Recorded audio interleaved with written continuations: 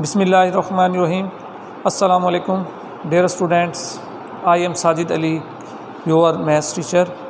आज 18 मई 2021 है और डायरी के मुताबिक बेटा हमारे पास आज एक्सरसाइज 6.3 है। तो इसका जो बेटा सवाल है वो ये है, फैक्टराइज द फॉलोइंग। मैंने प्रीवियस लेक्चर में भी ये बात बताई थी कि फैक्टराइजेशन जो है इसमें बेटा काफ़ी सारे फार्मूलाज आ जाते हैं, कई किस्म के टाइप्स के सवाल आ जाते हैं। तो आज हम इसकी डिफरेंट टाइप को देख रहे हैं। तो ax minus B Y plus B X minus A Y 4 terms मौजूद हैं।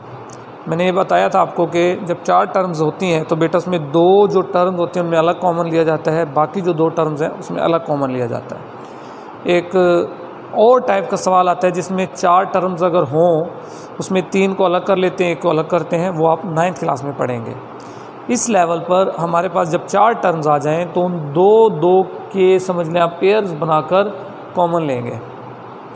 अब आप देखें कि इनमें कोई चीज़ कॉमन नहीं आ रही, ax by, और इन दोनों में देखें bx ay, कोई चीज़ कॉमन नहीं है। जब इस तरह की कोई कंडीशन आ जाए और ये 1-2 सवाल में है तो उस सूरत में हमने बेटा सवाल को रीअरेंज करना है, जैसा कि मैंने यहाँ लिखा भी हुआ है, रीअरेंजिंग दी टर्म्स। अब रीअरेंजिंग कैसे करनी है, यानी किस टर्म को किसके साथ रखना है, वो आप ज़रा गौर से सुने। देखिए बेटा, मैंने ax को bx के साथ रखा और ये by है और इसको ay के साथ रखा। ऐसा मैंने क्यों किया? मैं ax को ay के साथ भी तो रख सकता था। देखिए बेटा, ax और bx में क्या चीज़ कॉमन है? x, यानी x वाले नंबर्स को पहले लिया जाएगा, y वाले को बाद में। ठीक है, तो ax और by, सॉरी ax और bx, ये ax और bx और by और ay, इनको मैंने एक साथ रखा। इनमें भी अरेंज करते हुए मैंने ay को पहले लिखना है क्योंकि a पहले आता है, b बाद में आता है। बाकी जो नंबर हैं दोनों y हैं। अब आप देखें यहाँ क्या कॉमन आया? x, दोनों में x कॉमन आया तो अंदर क्या बचा? a plus b। उसके बाद यहाँ देखें ay by में क्या कॉमन है बेटा? y, और साइन माइनस का है। याद रखना है, अक्सर स्टूडेंट्स ये गलती करते हैं, जब हम माइनस वाला नंबर या माइनस वाली टर्म कॉमन लेते हैं तो अंदर का साइन चेंज नहीं करते। अक्सर बच्चे ऐसा कर देते हैं, तो ये नहीं करना। जब माइनस वाला नंबर या टर्म आप कॉमन लेंगे तो अंदर का जो साइन होगा, जैसे ही माइनस है ये प्लस हो जाएगा। और दूसरी बात ये भी है, अगर यहाँ आप माइनस लिखते हैं तो बेटा ये a प्लस बी है, ये फैक्टर a प्लस बी है, यहाँ a माइनस बी आ जाता। तो इन दोनों का सेम होना भी ज़रूरी है। अगर ये दोनों सेम नहीं होते तो इसका मतलब है आपका सवाल गलत है। उसके बाद इसका लास्ट स्टेप है बेटा, ये जो a प्लस बी है और ये a प्लस बी है, ये पूरी लाइन के अंदर कॉमन है, ये यहाँ लिखेंगे। इसके अलावा क्या बच गया? x माइनस वाई, वो यहाँ लिखना है और ब्रैकेट लगानी है। तो ये फैक्टर्स इसके आ चुके हैं। उसके बाद हम चलते हैं क्वेश्चन नंबर 6 की जानिब। X square plus 3x minus 4x minus 12। इसमें आप देखें कि डायरेक्ट कॉमन आ रहा है x। तो जब x कॉमन आएगा तो बेटे पहले मैंने दोबारा लिखा है सॉल्यूशन लिख के सवाल।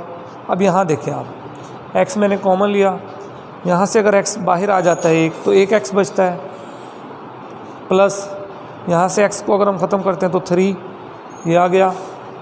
उसके बाद देखें 4 और 12, 4 और 12 दोनों का जो कॉमन फैक्टर है वो 4 है।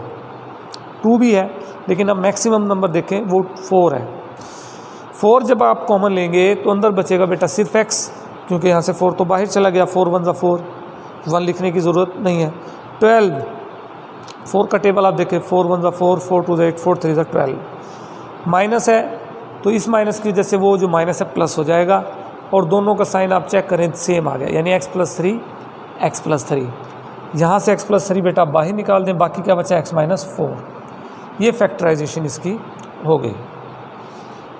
उसके बाद हम 6.4 की जानिब चलते हैं। तो ये बेटा नेक्स्ट टाइप है फैक्टराइजेशन की। आपको याद होगा हमने 6.1 में स्क्वायर ओपन किया था, a प्लस बी होल का square is equal to a का square plus 2ab plus b का स्क्वायर। तो अब हमने यहाँ क्लोज़ करना है। कैसे क्लोज़ करना है? ये स्क्वायर आपका ओपन हुआ है, अगला जो सवाल है वो भी इसी तरह है, ये भी इसी तरह है, थोड़ा सा फ़र्क है। आप देखें कि क्या ये परफेक्ट स्क्वायर बनता है 25, यस 5 का, 5 5 और 25। 64 वो किसका है बेटा स्क्वायर, 8 का, 8 और साथ y है, y भी लिखेंगे ब्रैकेट क्लोज करके होल स्क्वायर, यहाँ ब्रैकेट क्लोज करके होल स्क्वायर। यानी मेन जो इसमें चीज़ है ना वो बेटा फर्स्ट और जो लास्ट टर्म इनका स्क्वायर क्लोज करना है। फिर आपने क्या करना है, प्लस लिखना है, सब सवालों में बेटा 2 लिखना है फॉर्मूले का, ये वाला जो 2 है। फिर ए ये टर्म है जो पहले वाली है, ये आ गई इधर, और फिर ये बी ये आ गई इधर। यहाँ स्क्वायर नहीं लिखना, कुछ बच्चे स्क्वायर यहाँ भी लिख देते हैं, वो गलत है। अब हम इसको चेक करते हैं, 2 5 10 मल्टीप्लाई करके, 2 5 10 10 8 80, यानी अगर आप इनको मल्टीप्लाई कर दें तो यही चीज़ दोबारा आती है। या आप यूँ कह सकते हैं कि 80 को हमने इसके फैक्टर्स के अंदर लिख दिया, साथ x है y है वो भी यहाँ मौजूद है। अब लास्ट स्टेप है, लास्ट स्टेप में आपने क्या करना है, पहली जो टर्म है वो लिखनी है, लास्ट टर्म है वो लिखनी है, साइन बेटा ये दरमियान वाला लिखना है ये, और ब्रैकेट लगाकर होल पर स्क्वायर लिख देंगे।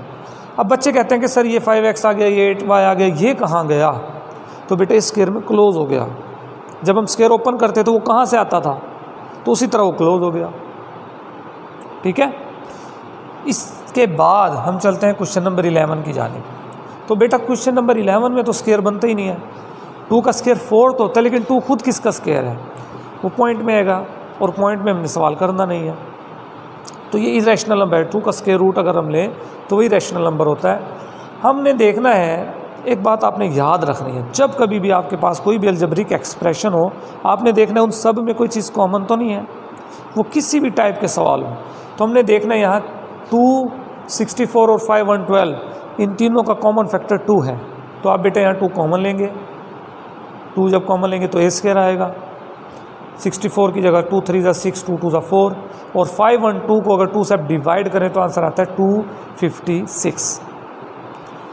ए का स्क्वायर ऐसे आ गया, ब्रैकेट में क्लोज किया, 256 जो है वो 16 का स्क्वायर होता है, यानी 256 की जगह हम 16 लिखकर होल पर स्क्वायर लगाएंगे बेटा। फिर 2 फार्मूले का, फिर ये ए आ गया फर्स्ट, और ये 16 आ गया। यहाँ स्क्वायर नहीं लिखना, मैंने पहले भी बताया है। और अब हम इसको चेक करते हैं, 2 16 32, 2 16 32 वही चीज़ आती है। उसके बाद 2 एज इट इज़, पहली टर्म ए, लास्ट टर्म 16, साइन माइनस का, ब्रैकेट क्लोज और होल का स्क्वायर। तो ये बेटे इस वक्त फैक्टराइजेशन इसकी हो चुकी है, और आपने इसका जो आइडेंटिटी है वो भी लाजमी लिखनी है, यहाँ भी मैंने मेंशन कर दी है, यहाँ भी। और जब आपसे आपका टेस्ट हो तो आपने भी ये आइडेंटिटी लाजमी लिखनी है ताकि आपको फुल मार्क्स मिलें। ठीक है बेटा, ये आज का लेक्चर था, उम्मीद है आपको चीज़ क्लियर हो गई होगी। अगर फिर भी कोई बात आपको क्लियर ना हो तो आपने मुझसे रब्ता करना है। अल्लाह हाफिज़।